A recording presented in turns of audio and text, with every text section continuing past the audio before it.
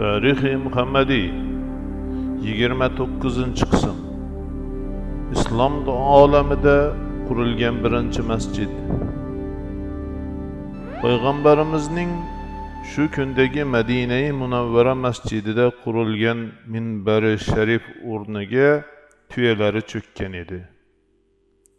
Bu joy Abu Ayyub Ansoriyning eshigi oldida bo'lib, shu mahalla xalqi bu joyni xurmo quritish uchun xirmon qilib yasagan edilar. Aslida bo'lsa bu joy ikki yetim bolaning otasidan qolgan meros mulki edi. Payg'ambarimiz bu yerni sotib olmoqchi bo'lib, ularni chaqirdilar. Anda u yetim bolalar: "Ya Rasululloh, buni biz sotmoqchi emasmiz. Balki masjid uchun sizga hadiya qilib bu joyni tutdik" dedilar. Payg'ambarimiz bu so'zni qabul qilmadilar. Balki bu joyning yetarlik bahosini berib sotib oldilar. Shuning bilan masjid binosi qurilishi boshlandi. Uzunligi 63 gaz, 1 gaz 72 cm. Eni 54 gaz edi. Bu yerdan chetroqda bir quduq oldida g'isht kesak kuydirdilar. Sahobalar shu joydan g'isht kesaklarni tashir edilar. Rasululloh ham ular qatorida ishladilar.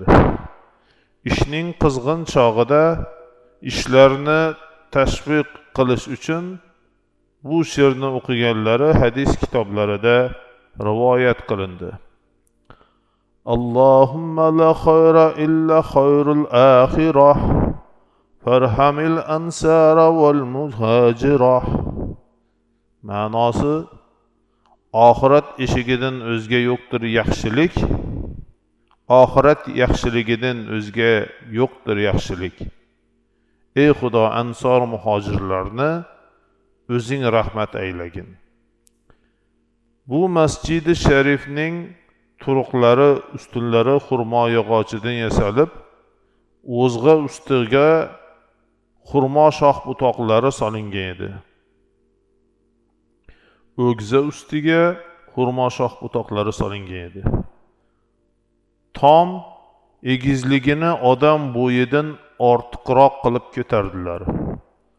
Bu masjidga 3 joydan eshik ochdilar.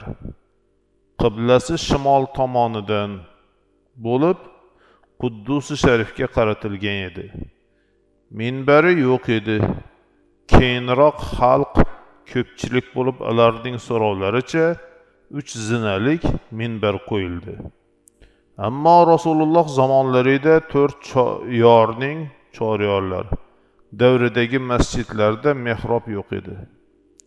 Umar ibn Abdulaziz Ummaviy xalifasi Valid ibn Abdul Malik tarafidan Madinaga vali bo'lib keldi. Mana shu chog'da masjidlarga mehrob qilish odati boshlandi.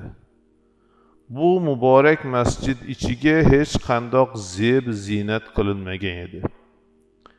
Har turli bisotlardan joy namozlar solish, bu yon tursin, xurmo yaprog'idan to'qilgan bo'yrasi ham yo'q edi. Yog'in yomg'ir kunlarida loy bo'lmasin deb joy namoz o'rniga mayda tosh, qum to'shadilar.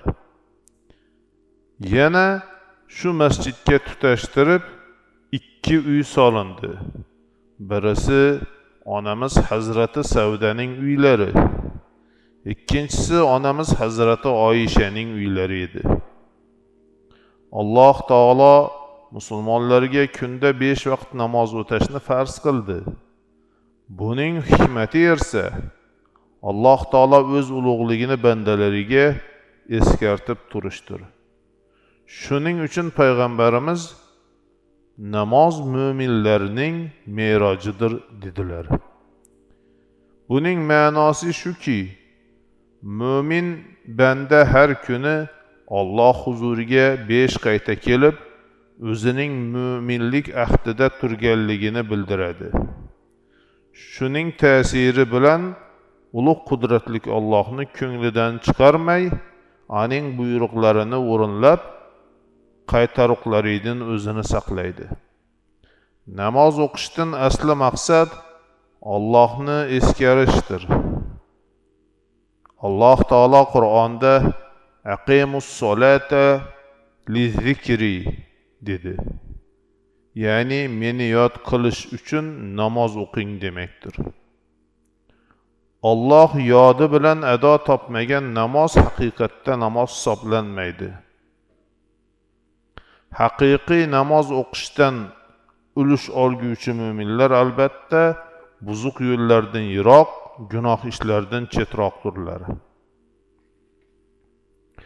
Chunki Alloh taolo Qur'onda inna solata tanha anil fahshan wal munkar oyatini keltirdi. Ma'nosi namoz albatta namoz o'qiguvchi kishilarni barcha gunohlardan qaytaradir degan bo'lar. Buning so'ngida yana vallazikrullahi akbar dedi. Ya'ni ma'nosi Allohni yod qilmoq barcha narsalardan ulug'dir. Buning ulug'ligi shuki, namoz o'qiguvchi mu'minning ko'nglini o'z nuri ila yoritgay. Boshqa gunoh ishlarni ko'ngliga sig'dirmagay. Shuning uchun payg'ambarimiz aytdilar: agar namoz o'qib yurgan kishi gunoh ishlardan qaytmas esa, aniq bilsin kim Xudo oldida aning namozi mardud ekandir. Yana Rasululloh farz namozlarini jamoat bilan o'qishga qattiq buyurdilar. Chunki bu bahona ila har kunda 5 qayta mu'minlar bir-birlari ila ko'rishib turgaylar. Dunyolik va oxiratlik ishlari haqida kengashib, hojatlarini o'tashgaylar. Kun sayin ko'rishib tursalar, mehr ko'zda deganidek, bir-birlariga ulfat va muhabbatlari ortur. Ummatlariga jamoat namozini tayinlab shunday dedilar: Salatul jamaati tafzulu ala salatil fazzi sab'an wa 20 darajatan. Ma'nosi jamoat bilan o'qilgan namozning savobi yolg'iz o'qilgan namozning savobidan 27 barobar ortiq demakdir.